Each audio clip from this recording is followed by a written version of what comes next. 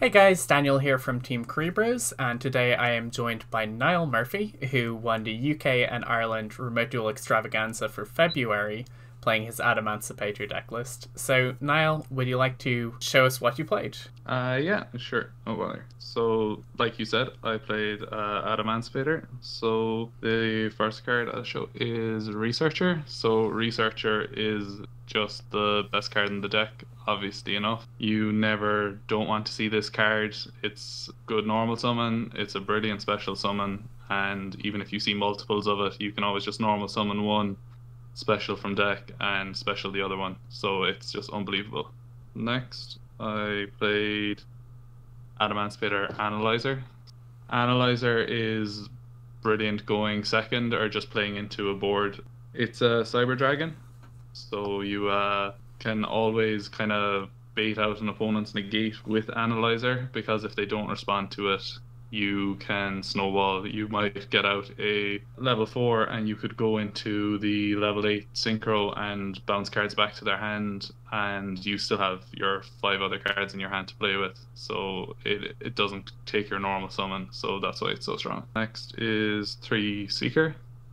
Seeker is not quite as good as the other two, but it is still a 1 card starter, so you can't really be too unhappy when you see it. It goes from good to amazing if you see it with either of those 2 cards or the next card I'm going to show, because it's just another 5 cards deeper into your deck. Like, if you can resolve Seeker with another one of the tuners, you should always win that game, because you're going 10 cards into your deck to find a Guardian for a negate, or maybe a Doki Doki that can get you to a Guardian, or anything else that will just let you play. So that's why Seeker is so good. So those are the 3 minors. They are the 9 best cards in the deck, probably. You're at your most vulnerable when you're playing Adamancipator when you summon those cards, because if they get stopped by a Gamma, especially, Ash doesn't really hurt the deck that much because it's just the same as missing off of a minor, but a Gamma, because you lose the rock on field as well, can really hurt.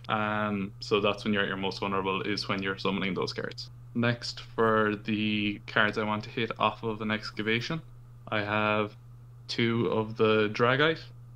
This card is really good when you hit it off of an excavation. It's still okay off of to normal summon it, because you can use Seeker or Researcher with it. And I play Almirage in my extra deck, and that turns the Dragite into potentially being full combo if you have an Adamancipator Signs in your hand as well.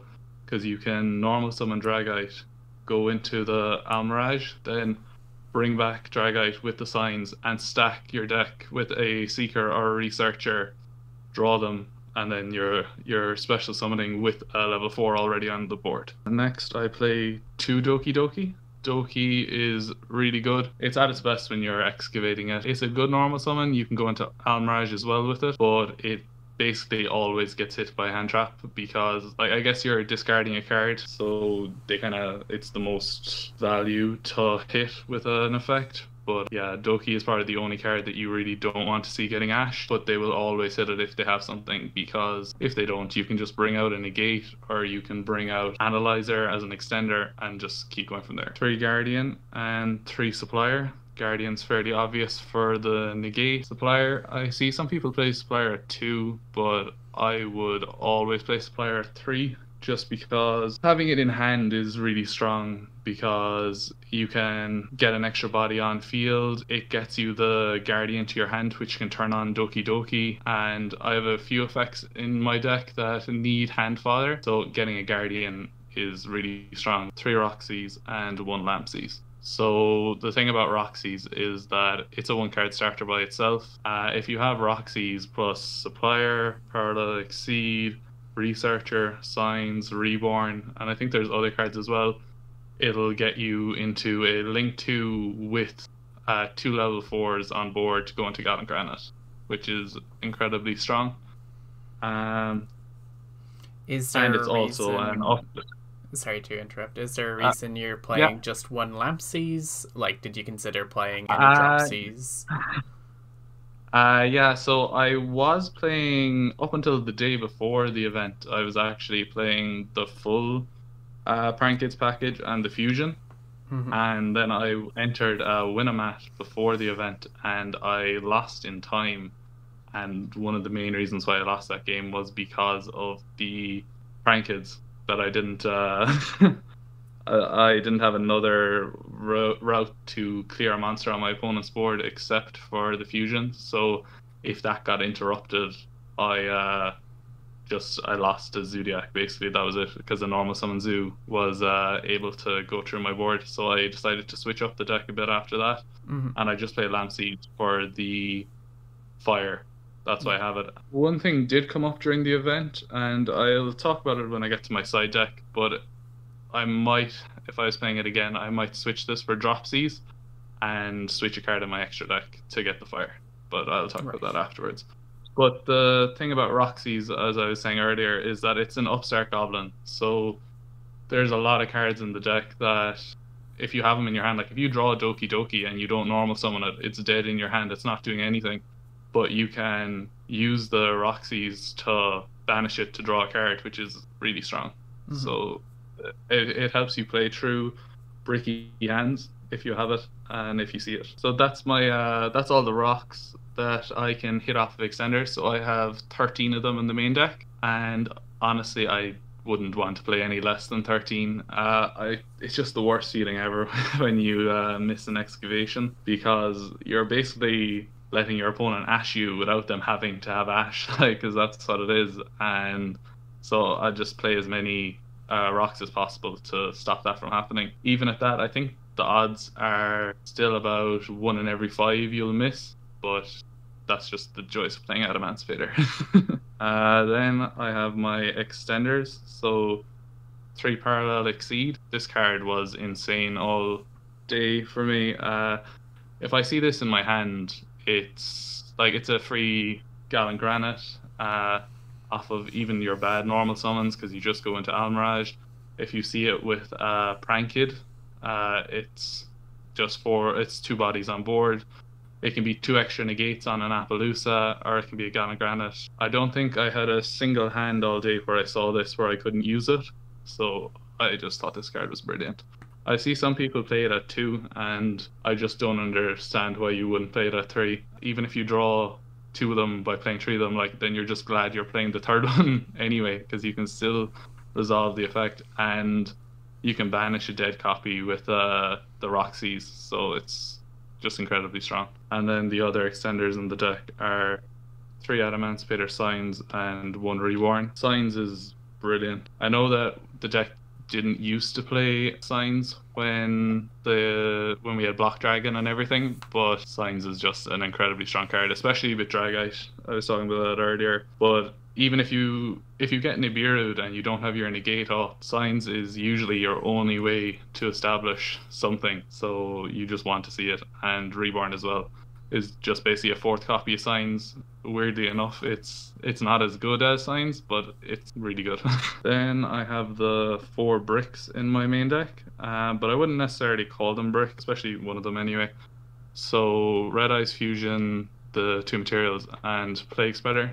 Plague Spreader isn't really a brick by itself, because even if you open a terrible hand where you had like these 4 cards and another card that does absolutely nothing for you, you can still normal summon Plague Spreader, get into Almirage, bring back Plague Spreader, put the Red Eyes Fusion back into your deck, and still go for Anaconda, get a Dragoon up with still having your remaining card in hand. So it's not really a brick, in my honest opinion. I really like Plague Spreader for that reason, that you can it turns having one of these in hand into a useful card, because you can use that card, your Dark Magician in your hand, to bring back your Plague Spreader. So that was really good for me. The main problem with these 3 cards is that you can't banish them off of Roxy's if you want to summon Dragoon, but that's what the Plague Spreader is for.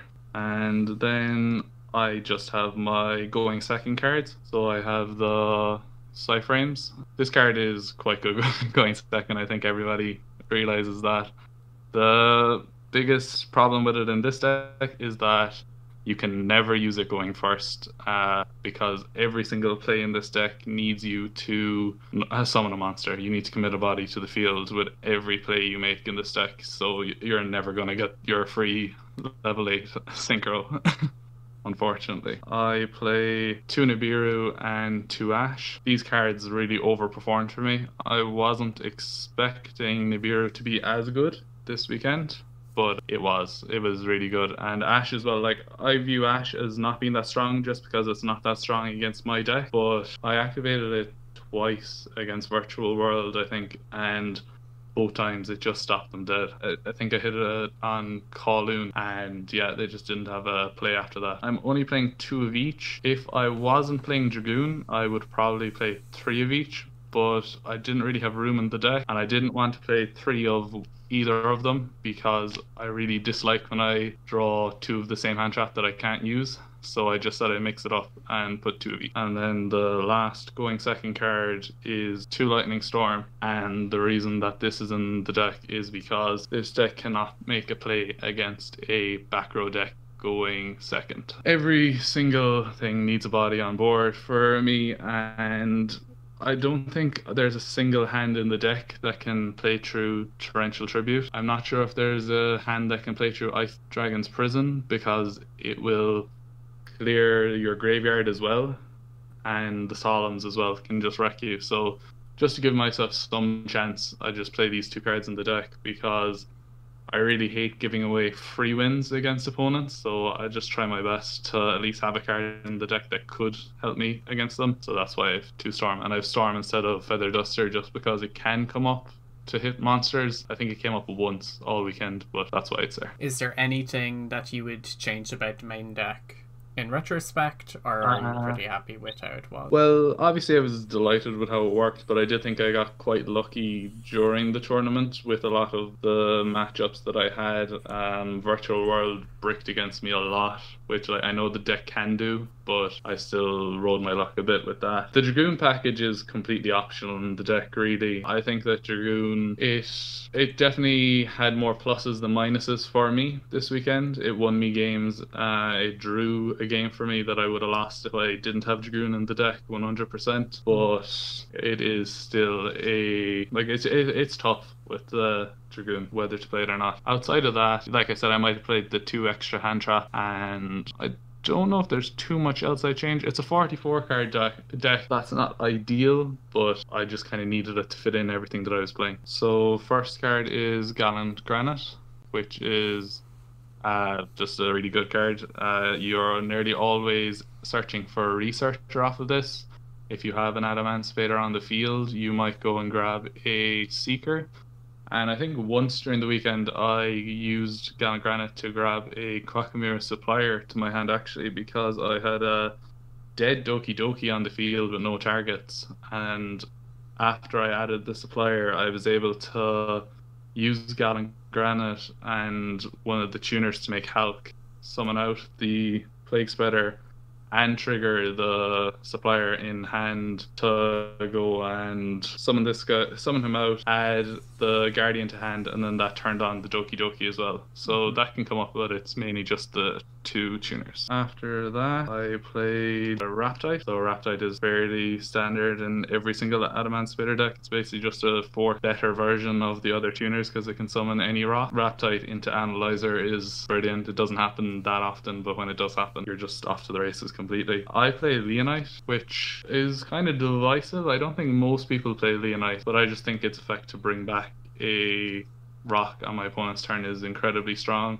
You just bring back a Supplier, Guardian, and an extra negate on my opponent's turn. Or I could bring back the Raptite, and it's a DD Crow. So I just think it's really strong to have Leonite. And its first effect is obviously really good as well, to add an Adamancipator card. You're normally looking for signs when you see this, but it can add the 2 tuners if you haven't summoned them already in the turn. Then for the level 8s, I played Dragite and Savage. Dragite is an unbelievable card going second because it can just non-target, non-destruction, clear your opponent's board. I play a lot of rocks in my deck as well, so generally I'll be hitting 3 or 4 off of an Excavate. Like, it's crazy. Plus the spell negate comes up every now and then. Savage is obviously Barlow Savage. I don't think it needs to be explained why that card is good. And then I play Formula Synchron and Satellite Warrior. So this is what I played instead of the prankkids Fusion. So this was a last minute addition to the deck, the Satellite Warrior. It came up in the early rounds, it didn't come up in the later rounds, but I was still glad to have it. It's really strong. The Formula Synchron drawing the card as well turns on Dragoon sometimes if you use your old hand. You have a choice. So usually with my end board, I'll end with Dragite, the level 8, either of the level 8 Synchros. So Barlow Savage or Dragite and the Leonite on the field. And then depending on what my opponent's playing, I'll bring out the Formula Synchron off Halka Fibrak, and I can either go for an extra negate or I can go for the pop 3 with Satellite Warrior. It's versatile. Are there specific matchups that the Satellite Warrior is like specifically for, or is it just generically strong? It was really... What card did I see it against? Oh, it was against Unchained, actually. I played it against Unchained. So it was against a back row deck. I went first. I set up my board. He just set 3 and set a monster. And before he left his main phase, I went and brought out Satellite Warrior and popped his 3 back row. And like that was just devastating for him. I was really lucky that none of them were Unchained back row, so they couldn't trigger. But it was really good, and like that just won me that game straight up. It's in the deck for Zodiac is the main reason why it's even in the deck, because I don't play Nightmare Unicorn, so I don't have an out if my opponent goes normal summon a Zodiac, load it up, and go for Zeus. I just needed to have that as insurance. Instead, in my previous version of the deck, I was playing the prankkids Fusion, which took care of that problem, but when I changed it, I just needed to bring in something that would serve the same purpose. Then the Link monsters. So I play 1 Almirage. I think I already was talking enough about why this card is really good. Any normal summon under 1,000 attack. It basically guarantees you a way to get to at least 30 Anaconda if you're even if you have a terrible hand. And I was playing in the Irish Remote Duels 2 weeks ago, I think it was, and I lost a game to Phantom Knight Infernoble. I think he ended up winning the locals that day, but I lost it because I didn't have Almirage in my extra deck, because I had a Dragite and I had a Signs, but I had to wait a turn for him to destroy my Dragite to get it into the grave, and by that stage he was able to negate it. If I had Almirage, I would have won that. I kind of, for a while, I didn't want to play Almirage, but you just have to. There's no two ways about it. The 2 prankkids. You could play the Fire Link too, and if I was playing the Water prankkid in my main deck, I would be playing the Fire one. But just at the moment, it doesn't make a difference with the Link 2s. But Meow Meow is obviously insane. It kind of revitalized the whole Adamancipator deck by itself, because it just gives you so many options for link climbing or for going into the double quick play Regeki. So there's no reason really not to play the Prankkid engine in this deck. Bertie Anaconda, and I might as well say Dragoon here as well. It is completely optional to play these 2 cards, but in my Adamancipator can have bad hands, it happens, and sometimes all you can get to is a Link 2, especially if you're playing True Disruption, but there is no better Link 2 in the game than Verti Anaconda, because it's literally any 2 monsters gets you an Omni Negate and a card that can't be destroyed or targeted. So that was my thinking behind playing it. Dragoon's Burn Effect came up with couple of times for me. It meant that I could OTK when I was going second through subpar boards. It was the reason why I drew the match that I drew, was that I was able to burn my opponent's Nibiru after he Nibiru'd me. I was just about able to get to Anaconda, and then I was able to burn his Nibiru, and we both ended on 6,000 life points, I think. So that was pretty crazy. So then I have Hulk. Hulk is just mandatory, really. It's it's how I bring out Formula Synchron. It is how I bring out Plague Spreader. It's just a brilliant card. I don't think it's actually as broken as it used to be. I don't think anybody's really calling for it to be banned anymore. I think Adamancipator is probably the only deck that can abuse it at the moment in the top tables anyway, so no reason not to play it. Sometimes you'll have to use your Halka Firebracks in your early game to go to an Appaloosa for a negate to get it on field, and then that turns off the Satellite Warrior play, which kind of hurts. It came up maybe once or twice during the tournament that I wanted to go to Satellite Warrior and I couldn't, but you know, sometimes that happens. IP is kind of, it's not necessary in this version of the deck. I think it's definitely necessary if you're playing Unicorn. If you're not playing Dragoon, you're probably playing Access Code, and then you want IP as well. IP was good for me. The problem is that a lot of times you want to go into Appaloosa early in your turn to get like 3 negates up, so you don't have to worry at all. So then I don't have another target for IP to be summoning on my opponent's turn. So it wasn't super strong, but it didn't really come up. I was still glad to have it for the times that I did go into IP. And then the last card in the deck is just Appaloosa. Card is really strong. The only time that I wasn't impressed with the card was I think I played a couple of opponents and they held on to Gamma until I brought out my Appaloosa, and then they just kept on using it and like burning a negate, and then I just had to decide which one of my effects I was happy for them to stop, just so that I could keep going, because I didn't want to have an Appaloosa with 0 negates on the board because they just keep on burning it. But yeah, in general, Appaloosa was very good and I was happy to have it. I have 3 Droll. I didn't play a single Drytron, but this deck would not have really played well against Drytron, I don't think. So I just needed to have 3 Droll just to give myself a chance against them. But I never saw it. So I never saw Drytron, so I didn't need Droll. But I'd probably still keep it at 3 just in case. Then I had these 3 cards, which were basically 3 of the same card, essentially. If I was changing my side deck, I'd probably play 3 Dark Ruler, because my thinking behind Droplets was that I play Gamma, I play Lightning Storm, and I play Nibiru, so that's 8 cards in my deck that I don't want in my deck when I get to choose to go first. So I wanted cards I could bring in, and Dark Ruler obviously isn't one of those cards, whereas Droplets could be. But in retrospect, I probably would have just gone for the other 2 copies of Dark Ruler. It didn't really come up in this game, but in one, it came up against Unchained actually, because I was playing the Fire Prankkid in my main deck. His effect means that I need to deal 500 damage to summon out the other Prankkid from deck, and I had activated Dark Ruler already in the turn, so I had overlooked that when I was building the deck. So if I did switch to 3 Dark Ruler, I would use the Water Prankkid in my deck, and I would use the Fire Link 2 then to fix that problem.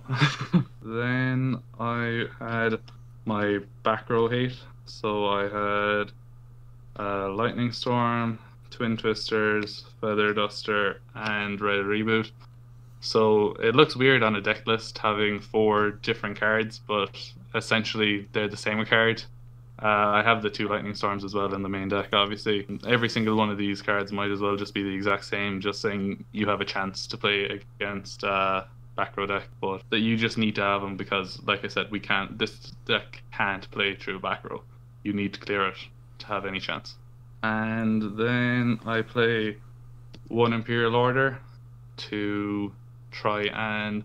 It's your only play if your opponent has Dark Ruler.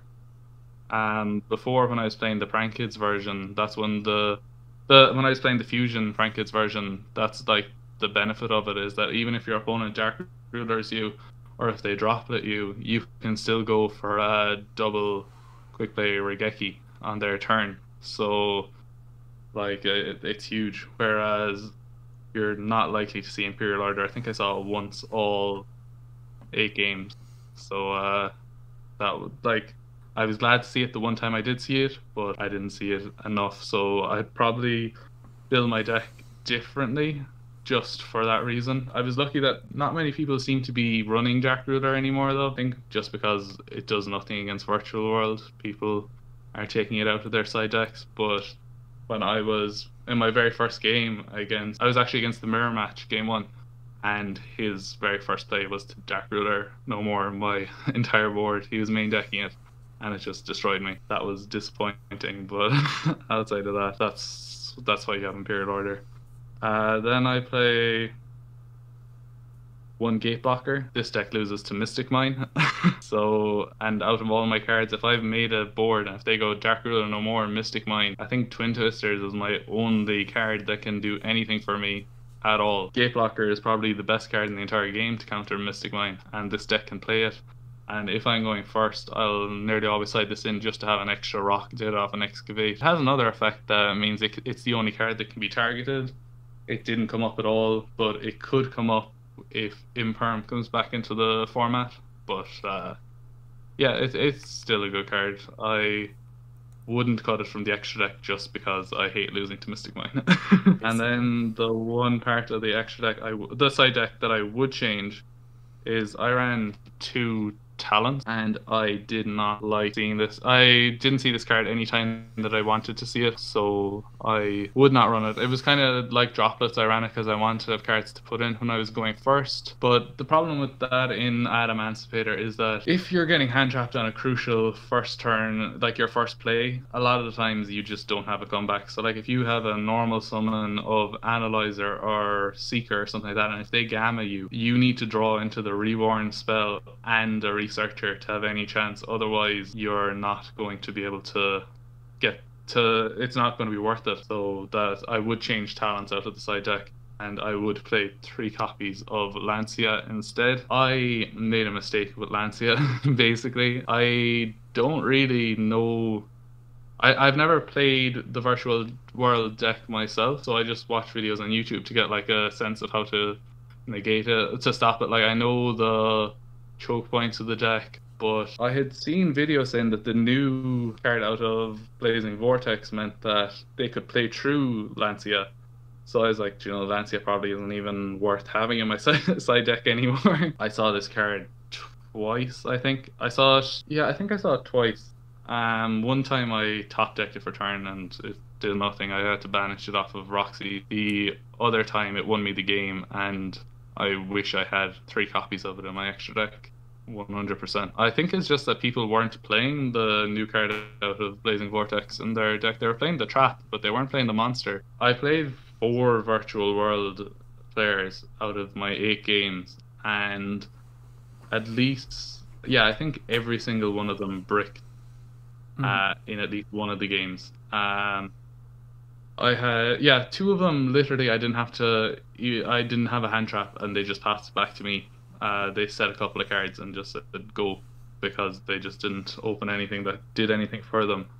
So that was very fortunate for me. But yeah, I just like Virtual World is definitely a better deck than Adamancipator at the moment, but I ended up winning, I think I won 6 out of the 8 die rolls in this tournament, and one of the ones I lost was against Madolche, which doesn't have a good matchup against Adamancipator. Right. So like I only lost 1 meaningful die roll in the whole tournament, so that was a big reason why I was able to play. So was there any particular reason that you chose to play Adamancipator for this event? I've kind of been on Adamancipator the whole time. It's just my favorite deck by far. I used to play Duel Links and Block Dragons and Duel Links, and it's, you know, almost as good in that game as it is in this game. But the problem with it is that there's no Rock Tuner in Duel Links. So like I was looking it up, and I think the Adamancipators were just announced around that time as well. I was like, oh my god, there's finally a Rock Tuner. Like I was only looking for like a level 2 vanilla Rock Tuner or a level 3 vanilla Rock Tuner. That's all I wanted for my deck. But when I actually saw the effects that these cards had, it was like, that's unbelievable. Like, you know, I had to like actually get into the TCG then and like work with those, work with Adamancipator, because it was just a really good deck. Yeah, no, that's perfectly reasonable. It's a very interesting archetype in general, the idea of like seeing the top cards of your deck. Yeah, 100%, yeah. So you have qualified for the Invitational qualifier, which will probably be in March. So best of luck with that. Hopefully we'll get to see you at an invitational event. And quickly, before I let you go, do you have any shout-outs you'd like to give out? Yeah, I probably have a couple I could throw out. I'd shout out to I think his name is Daniel Koch. He is the guy that I played against him in a win-a-mat before both of the extravaganzas, and he beat me both times in time in both of those games. And he's the reason why I changed the deck last minute going to this to the main event, because he was playing Zodiac and I just couldn't stop him.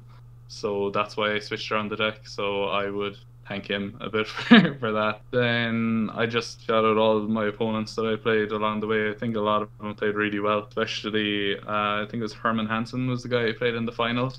I played against him in the last extravaganza as well, and he 2-0'd me very swiftly with Virtual World. So I was glad to stop him from getting 2 in a row. But apart from that, I don't really have much shoutouts. I suppose just my friends, Alan, Bill, and Killian. They didn't really do much to help, but they'd want to shout out. That's fair. That's fair. Well, thank you very much. Congratulations again, and hopefully we will see more of you both at Irish Remote Duel events and with the Invitational qualifier coming up.